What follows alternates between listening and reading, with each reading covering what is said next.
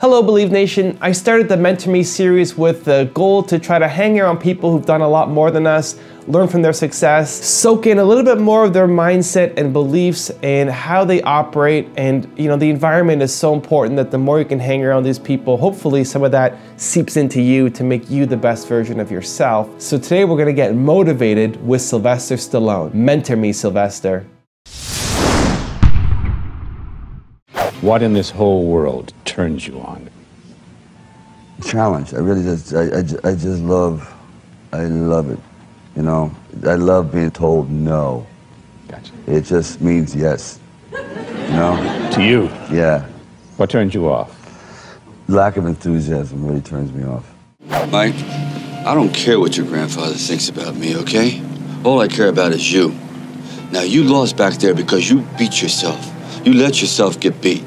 I know you can do it. You're a special kid. You're my boy, do you understand? But you're also a spoiled, rich brat who's always had everything done for him. Now it's time to do for yourself, Mike, and you can do it. Because I'm telling you, the world meets nobody halfway. Do you understand what that means? If you want it, Mike, you gotta take it. Do you hear me? You gotta take it. Go in there and try. I know you can win. But even if you don't, so what? So you lose. As long as you lose like a winner, it doesn't matter. Because you did it with dignity. I'm telling you, if you don't go in there, you're gonna be sorry. You're gonna regret it your whole life. You know what I mean? Come on, I know you can do it. Will you do it for me? Come on, let's count. Let's start from the beginning. Was there ever a time that you doubted yourself? Yeah, I thought when I lived in basically this flophouse. It's $26 a week, very transient, and you share the floor with 10 people. You don't know anybody on the planet, literally no one. I think I recall you saying your acting low point, The Godfather, and you said you couldn't even get in the... I couldn't even get cast as an Italian. I'll never forget where there's a party scene. There's 300 guests. I said, no. I go, what part of me didn't make past the Italian identification aspect? They go, I don't know, you just don't fit in. Wow. God's telling me something. That's got to play with your psyche a little bit. A little bit. I know. Yeah. But it didn't, and you decided to take matters into your own hands by writing Rocky. I've been coming in for 6 years, and 6 years you've been sticking it to me. I want to know how come. You want to know? I want to know how! Okay, I'm going to tell you. Because you had the talent to become a good fighter.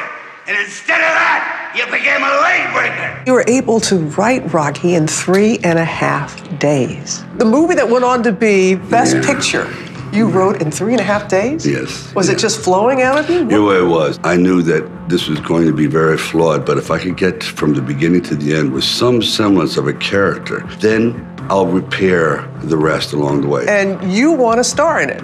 And you're told, no. You were even offered $250,000. 360. 360. You're a struggling actor. Oh. You can't make ends meet. You're getting offered all this money, but you didn't take it. No.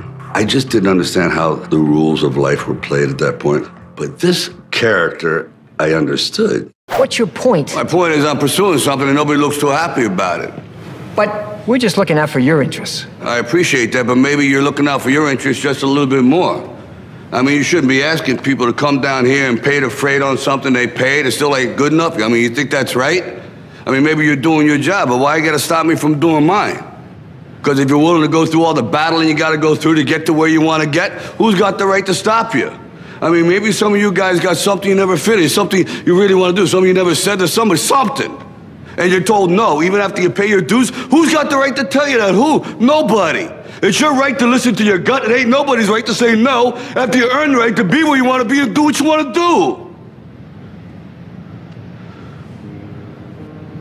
do. The older I get, the more things I got to leave behind. That's life. The only thing I'm asking you guys to leave on the table is what's right. I am a messenger. I've always believed that, kind of a teacher. I've been down, I've been poor, I've been the lowest a person can be in this business and come up. So I've seen every facet of it. So the word impossible should go out. Because I am a living testimony that miracles do exist through hard labor and dedication. If I had to rewind the clock 10 years, I would have insisted by people that are close to me that please push me into very unsafe projects, at least every other one. I think it's professionally responsible to not continue to remake the same film over and over again. You know, what's tonight? Turkey TV dinner. Turkey TV dinner. What you mean don't think about this? When you starting treatment? I'm not doing no chemotherapy. I'm not crazy at all. If I could take everything that was good and put it into a bowl or something and say, hey, here, I'd like to buy one more day with my wife, I'd do it. Everything I got is moved on, and I'm here. I never wanted to do this movie. I thought Sick Rocky is so counterintuitive to what Rocky really is designed for. I just laid there. I said, can someone else be sick in the movie and not me? Because I've never done that. My wife goes, you're a coward. No, you know, that's kind of a harsh word. He goes, no, it's you're yellow, basically. You're a coward. It goes against every undeclared artistic rule. If you're afraid of something, that's the commitment of the artist. That's his duty, to pursue the unknown, to go someplace where he's literally at odds with himself. Right there, old man? Yeah. You know, if you look hard enough, you can see your whole life from up here. How does it look? Not bad at all. He said he knew his whole life what he wanted to do since he was very, very young. He wanted to be in the movie business, period. I mean, not just TV, movies.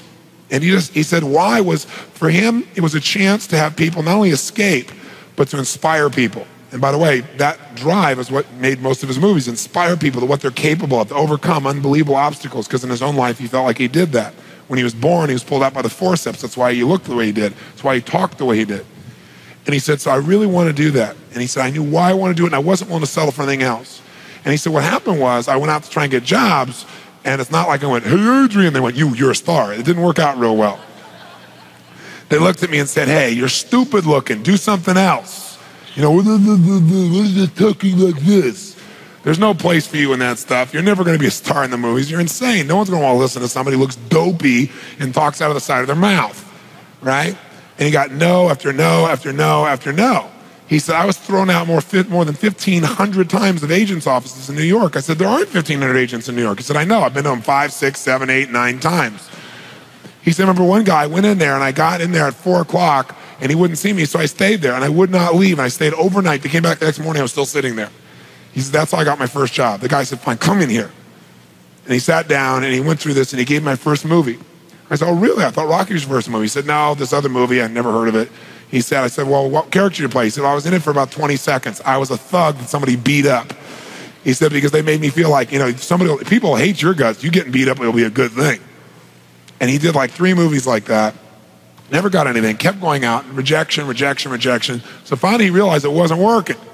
So he changed his approach. He said, I was starving, by the way. He said, I couldn't pay for even to have heat in my apartment. My wife was screaming at me every day to go get a job. I said, well, why didn't you? He said, because I knew that if I got a job, he said, I'd get seduced back and I'd lose my hunger.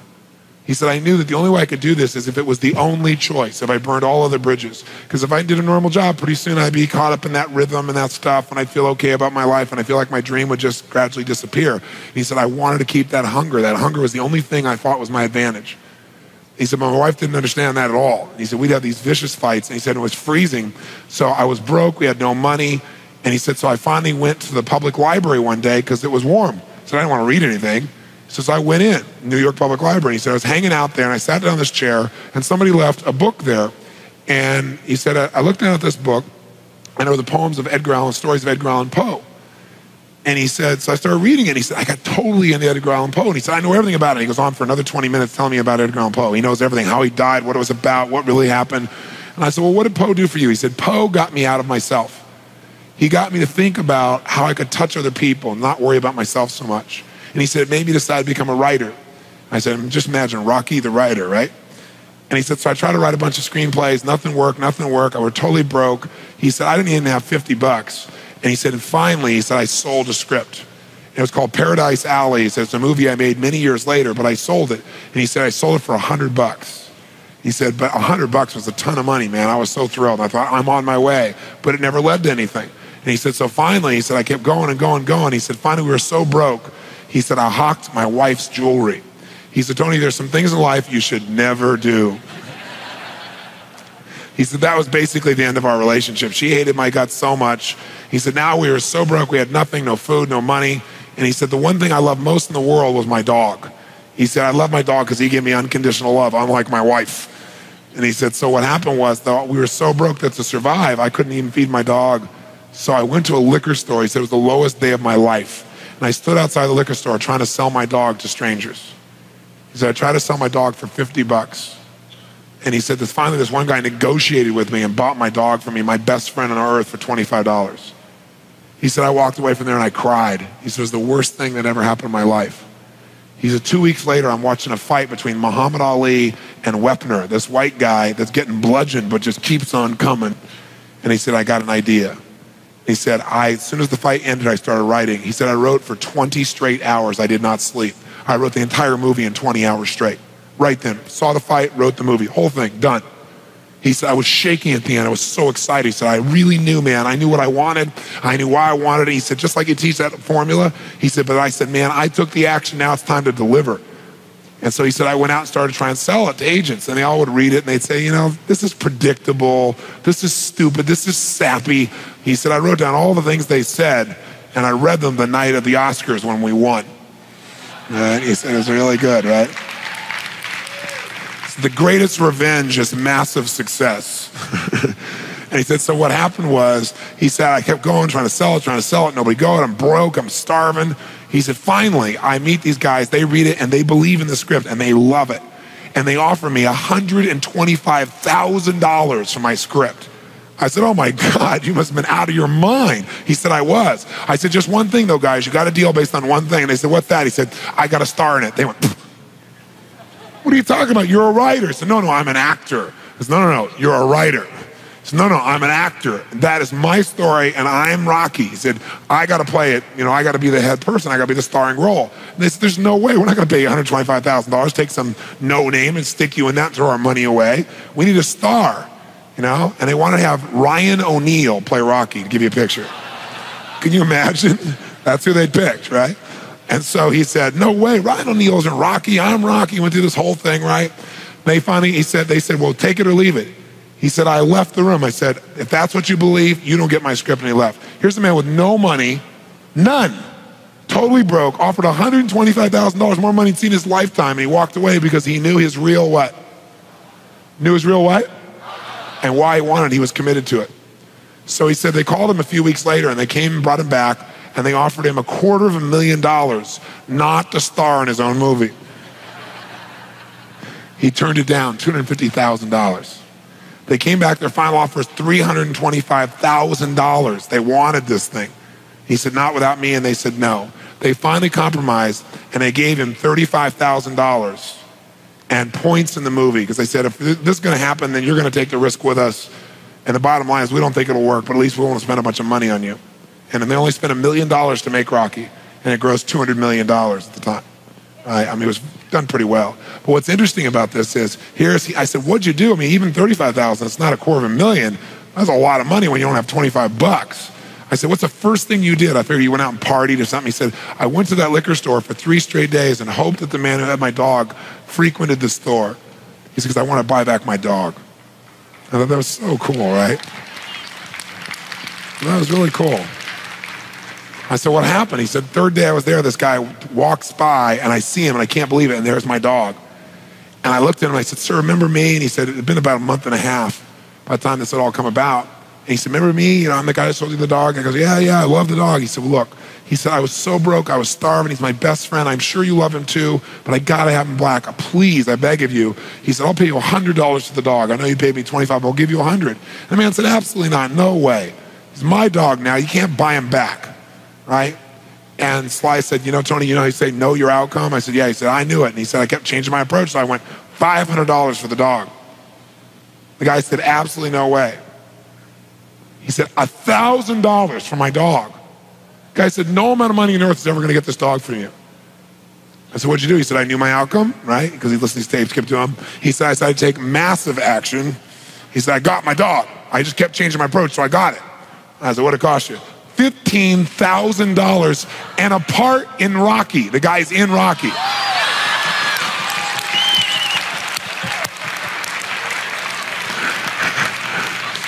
You know that dog in Rocky, Butt Kiss? That's Sly's real dog, right? That's the dog. He bought him back. So he put his dog in the movie, and he put the guy in the movie and paid 15 grand while he had 35,000. Isn't that pretty cool? Pretty awesome.